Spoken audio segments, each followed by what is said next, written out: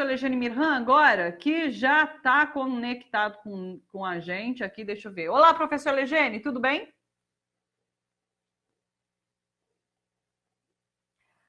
Estou sem seu áudio. Será que está travado aí no seu computador? Boa tarde, obrigado, Thalita. Boa tarde aos ouvintes da nossa TVT. Obrigada, professor. Vamos começar falando sobre eleições na Bolívia. Foi um item que a gente deixou passar na semana passada, mas recuperamos hoje porque as eleições na Bolívia acontecem nesse domingo, agora dia 18 de outubro. O líder nas pesquisas, o partido de Evo Morales, tem chance, inclusive, de ganhar a disputa agora no primeiro turno. Luiz Arce, que é o candidato, ele cumpre os dois requisitos para ser eleito sem necessidade de um segundo turno, que é, ele tem mais de 40% das intenções de voto e supera o segundo colocado, que é o ex-presidente Carlos Mesa, por mais de 10 pontos percentuais. A disputa, inclusive, sofreu uma reviravolta quando a presidenta interina do país, Jeanine Áñez, retirou sua candidatura depois de aparecer apenas em quarto lugar numa pesquisa. Eu acho que a grande questão é se vão deixar o partido de Evo Morales ganhar, professor, depois desse golpe que foi orquestrado para tirá-lo da presidência do país. Como você vê isso? Aquilo que nós falamos quando deram o golpe em 2016, muita gente tinha expectativa que o Lula disputaria 2018 e ganharia, né? Aí nós levantávamos a frase assim, essa turma dá o golpe para entregar o poder de volta para os setores populares, progressistas, seja lá de esquerda ou não. Nós vamos conferir isso domingo agora, né? É o primeiro teste. 2018, o Lula não saiu, né? 2022, não é certo ainda que saia, né? Ele não recuperou seus direitos políticos. A mesma coisa no Equador, né? Então, o Luiz Arce, ele tem dado demonstração de que é de uma firmeza ideológica muito maior do que aquele Moreno lá, Lenin Moreno do Equador, que nós sabemos a história dele, bandeou-se para a direita. Qual é o problema das eleições ali? O problema é a fraude eleitoral, que eles acusaram o Evo em 2019 de ter fraudado. A OEA emitiu um relatório de fraude e um ano depois ela reconhece que o relatório era equivocado, que não houve fraude nenhuma, né? Mas aí o golpe já tinha sido dado. E o Evo, nós não sabemos se ele poderá ter o direito de disputar as eleições para o Senado. Ele está sendo acusado de não ter domicílio eleitoral na Bolívia, né? O cara é exilado em Buenos Aires contra a vontade dele, né? E ninguém transfere o título para Buenos Aires, né? Porque o título dele continua na Bolívia, né? Ele queria continuar morando na Bolívia, mas não pôde, as condições políticas não permitiram. Então é um jogo de manobra. Ainda que o Arce mantenha 40% na frente, é possível que alguns candidatos da direita se retirem, como a Jeanine Áñez já o fez, e outros, anteontem, mais um de direita retirou, que se concentre nesse adversário que possa impedir que ele tenha 40%, né? Ou, mesmo tendo 40%, a diferença entre os dois não seja inferior a 10%. Então, diferente do Brasil, quem tiver 50% mais um ganha. Eu só quero aqui dizer que a Bolívia é um dos menores países do nosso subcontinente, né, da América do Sul. Um PIB, 10 milhões de pessoas, é menor que Cuba. Um PIB de 42 bilhões de dólares, tem mais de 50 pessoas no mundo, bilionários, que têm uma riqueza superior a 40 bilhões de dólares. Essa é a golpista aí, né, de extrema-direita, ela seria candidata, não foi, porque não tem a menor condição de ser, né? A Bolívia é dos países daqueles 12, 13, que em algum momento na América Latina nós ganhamos os setores populares e progressistas, né? Brasil, Venezuela, chegamos a ter 12 países. A Bolívia e a Venezuela, fora Cuba, que já é socialista, a Bolívia e a Venezuela eram, deste conjunto de 12 ou 13, os que estavam num processo mais avançado no rumo da construção de um caminho socialista próprio, particular, peculiar, adaptado aos seus próprios países e seus próprios povos. O Chávez chamava isso na Venezuela de socialismo do século XXI. O processo na Bolívia né? Eu chamo assim de era Evo, né? Era Evo Morales, que começou em 2005 e foi interrompida pelo golpe, porque ele foi reeleito com mais de 60% dos votos em 2019. Aí deram o golpe, né? Portanto, ele ficou 14 anos no poder e fez uma revolução sem dar um tiro. Ele diminuiu a desigualdade, ele fez a reforma agrária, ele transformou a Bolívia. O nome da Bolívia hoje é República Plurinacional de Bolívia. Ou seja, é o único. Eu não conheço outro país no mundo que reconheça no nome do país que ele é um país com muitas nacionalidades dentro. A Bolívia, fora o espanhol, tem outras 35 línguas diferentes. As maiores são Quechua, Aimarás e Guarani. E só a Bolívia tem isso, né? Claro, a China e a Rússia têm um pouco isso, porque tem as suas etnias regionais, etc. e tal, né? Bom, a Bolívia, né, ela tem essa origem, o nome mesmo é uma homenagem a Simão Bolívar, né? A sua independência foi a partir de 1825, quando as colônias espanholas se rebelaram e se independizaram em relação à Espanha, né? E aí, para concluir isso, a Bolívia é um país dividido. Eles chamam de uma parte do país são os cambas, outras partes do país são os colhas. Não vamos aqui não vamos nos preocupar com isso, mas a verdade é o seguinte: os cambas do altiplano ali na parte de cima, né, Media Luna que chama, né, Santa Cruz, são os descendentes mais ou menos dos espanhóis brancos. E os colhas são os descendentes dos incas, que depois viraram aimarás, né, guaranis e quechua, né? E eles são de origem indígenas, né? Então, eles são, vamos dizer, cidadãos de segunda categoria, né? Vamos para o nosso próximo assunto. Vamos falar sobre eleições nos Estados Unidos. Donald Trump retomou na segunda-feira sua campanha com comícios na Flórida, isso depois de ele ter testado negativo para a Covid-19. Ele tem 3 semanas agora para inverter essa tendência desfavorável nas intenções de voto. Inclusive, já está dando para a gente cravar que Joe Biden é o favorito. É isso, professor? Eu estou tendendo a mudar de opinião, porque o tempo todo ele foi favorito. Agora, ele cometeu muitos erros e está sendo criticado, até dentro do Partido Republicano, pela forma como ele não combateu, não é pela forma como ele não combateu o vírus, né? E aí você veja que ele é um negacionista, ele faz aglomeração, né?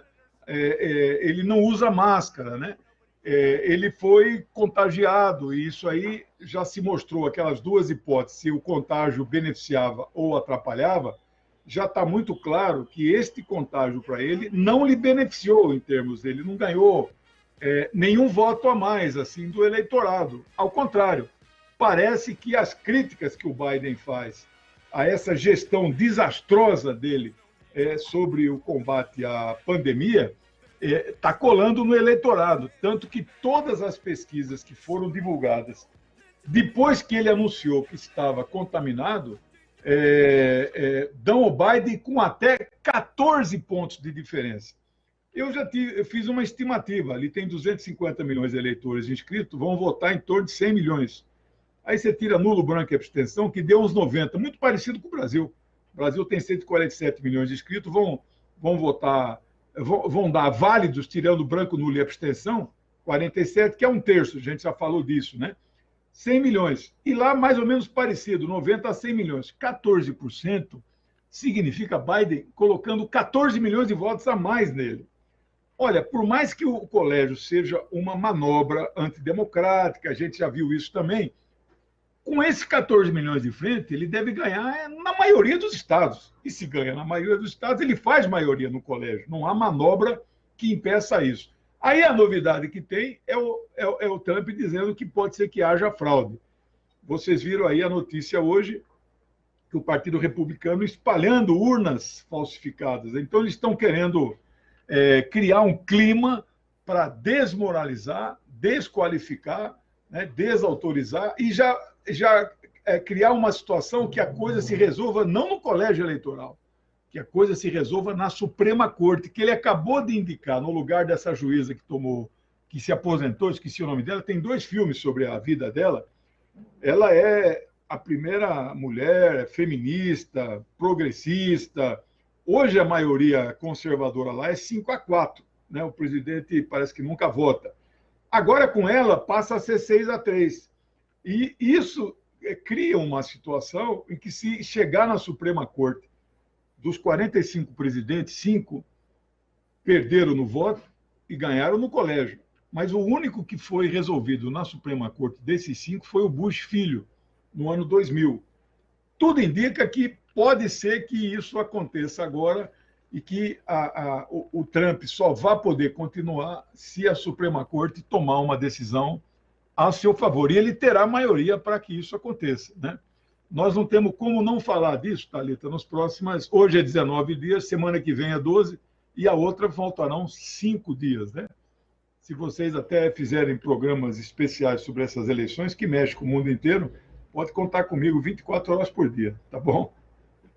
Opa, a gente já está programando aqui o programa em que a gente vai dar a derrota de Trump, a vitória de Joe Biden. Vamos ver como vai ser, né? Agora, só deixa eu pontuar uma coisa sobre essa notícia que você traz em relação às urnas falsas que foram distribuídas pelo Partido Republicano. Inclusive, o partido admitiu que colocou essas urnas falsas em vários locais ali dos Estados Unidos e recomenda que as pessoas que depositaram os votos nessas urnas entrem em contato para que façam valer os seus votos. Mas é isso, o Trump vai buscar lá na frente, talvez, falar em fraude nesse processo eleitoral, sendo que o próprio partido dele é culpado por essa fraude.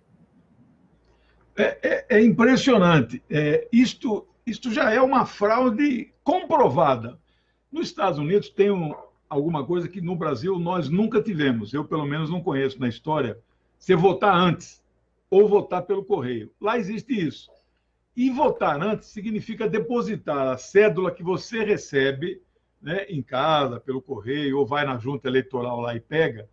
Você deposita esta cédula lacrada em uma urna oficial, que é apurada no dia 3 de novembro, depois que fechar as urnas no país inteiro. Os caras falsificaram essas urnas e os eleitores depositaram ali em regiões que provavelmente eram regiões democratas, né? Ou seja, todos os votos que estão ali sumiram com os votos, porque a urna é falsa, né? Então, eles estão roubando as eleições descaradamente antes do próprio pleito, partindo do próprio partido do presidente, que diz que está dizendo que está preocupado com a fraude, né? Eles mesmos fazendo a fraude. É impressionante isso, viu? Impressionante, um crime declarado, de fato. Vamos para a Venezuela. A Venezuela anunciou, olha só, a criação de um centro para atrair investimentos internacionais com base na lei anti-bloqueio, que foi recentemente aprovada no país. Esse centro vai abrigar projetos de investimento internacional em setores importantes, como petróleo, mineração, gás, agricultura. Como que você viu essa decisão, professor? Olha, eu vi com muita alegria. Eu sei que essa opinião que eu expresso aqui não é uma opinião unânime na esquerda brasileira e nem na esquerda internacional. Tem uma parte da esquerda que torce o nariz para estes capitais internacionais que chegam no país para fazer investimento e terem lá a sua margem de lucro dentro das regras e as normas de cada país. A China tem muitas empresas estrangeiras que atuam no território chinês, regulamentadas pelo governo chinês, que é dirigido pelo Partido Comunista Chinês, né? Então, não há nada contra. Nós devemos ser contra. Tem 3 formas de você investir dinheiro num país, uma empresa estrangeira. 2 formas não são boas, mas uma é muito boa. Quais são as formas que não são boas? São as formas que a gente chama de especulativa e predatórias, ou de desnacionalização. Então, por exemplo, às vezes esses fundos internacionais, eles chamam de investimento, mas é fundo de especulação. O cara ganha dinheiro sem gerar um emprego.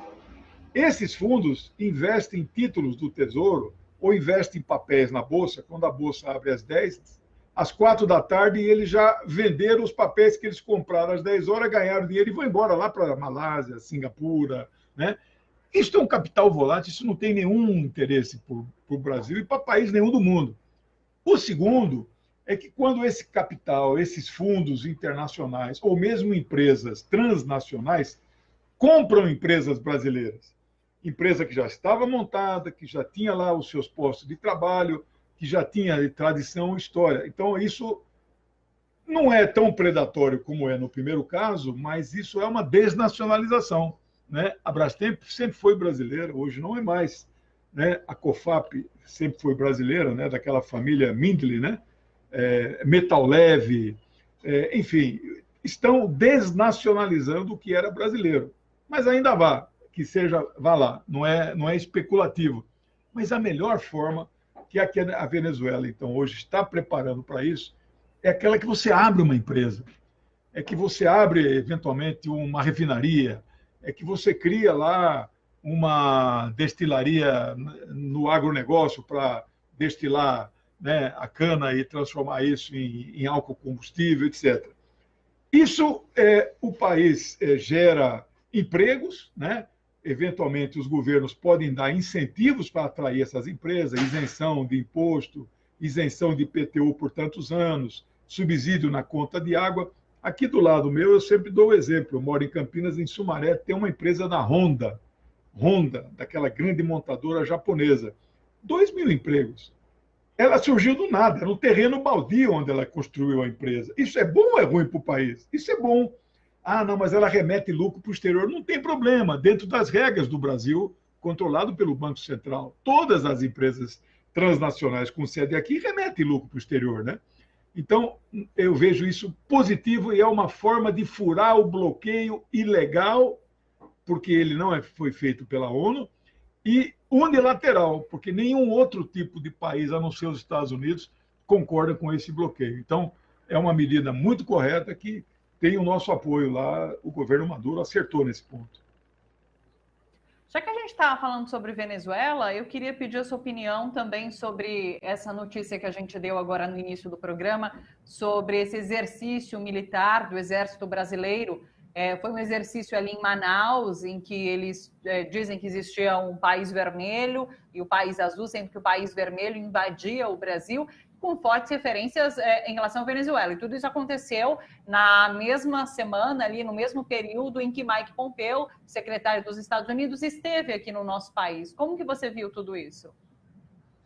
Olha, Thalita, dinheiro público gasto em uma operação de provocação militar direcionada diretamente à Venezuela, que é o nosso maior parceiro comercial no subcontinente sul.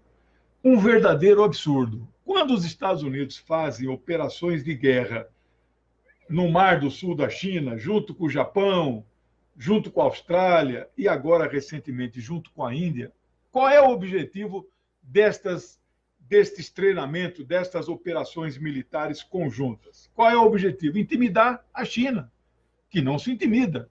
Qual é o objetivo desta grande mobilização que parece ter custado aos cofres públicos 6 milhões de reais? Intimidar a Venezuela, que não vai se intimidar, e com todo o aparato que nós estamos vendo aí no vídeo, o Brasil não aguenta uma guerra de 6 horas contra a Venezuela, que é muito mais equipada, muito melhor armada, além do que do exército regular. Ela tem mais de 4 milhões de milícias populares armadas prontas para defender o país e a sua revolução. Então, é lamentável que o Brasil parta para, de forma descarada, fazer uma provocação militar ao nosso vizinho, né? Já que a gente está aqui no continente sul, vamos falar sobre a Argentina. Desde setembro, o governo de Alberto Fernandes tem sido alvo de protestos. Uma primeira manifestação foi de policiais armados, o que levantou receios, inclusive, de um golpe nos moldes do que aconteceu na Bolívia. Os protestos mais recentes agora envolvem buzinaços, bandeiraços, uma nova modalidade, inclusive inventada ali no país, Eu queria saber o que representam esses protestos na Argentina nesse momento, lembrando, inclusive, que os argentinos continuam em quarentena por conta da Covid-19, isso pelo menos até o dia 25 de outubro. Então, relata para a gente o que significam esses protestos ali na Argentina, professor? Eu estou muito preocupado com esse movimento, né? Apesar dele não ter ainda grandes proporções. Isto está me cheirando a parecido com o que aconteceu na Bielorrússia, que nós já comentamos, e isso tem origem nas chamadas revoluções coloridas de 2005, que começou na Ucrânia, né? Isso é tudo organizado pela CIA, né? Financiado pela CIA, eles financiam ONGs, eles financiam sindicatos que são sindicatos traidores dos trabalhadores, né? A origem disso, acho que nós já falamos aqui também, em 1953, no Irã. Foi a primeira experiência de um governo extremamente popular. Em uma semana, reverteu a situação e ele foi derrubado com protestos gigantescos feitos pelo povo iraniano na sua capital, Teherã, tudo financiado pela CIA, né? Eu estou com medo. Aqui no Brasil, as jornadas de junho de 2013 não tinham nada de democrática, manipuladas de fora para dentro, né?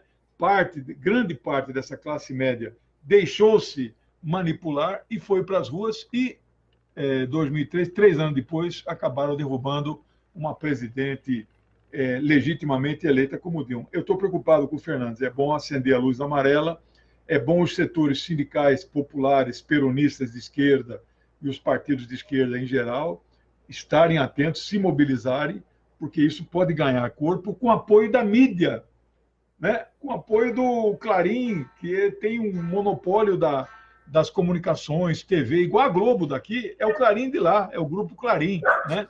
Então, eu estou preocupado desse movimento crescer e poder, não sei se golpe de Estado, mas poder criar dificuldades para o Alberto Fernandes, né? Vamos falar agora sobre China, Cuba e Rússia, que foram eleitas para o Conselho de Direitos Humanos da ONU. E o interessante é que a Arábia Saudita, que foi apoiada pelos Estados Unidos, ficou de fora.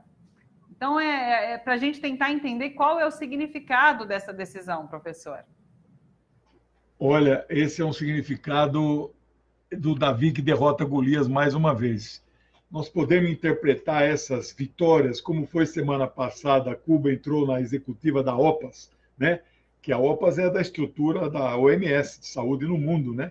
É a organização continental, tem outras OPAS na Europa, na África, e Cuba entrou na executiva contra a vontade dos Estados Unidos. Você vê, você vai colocando num caderninho como exemplo de que eles já não têm mais o poder que eles já tiveram no passado.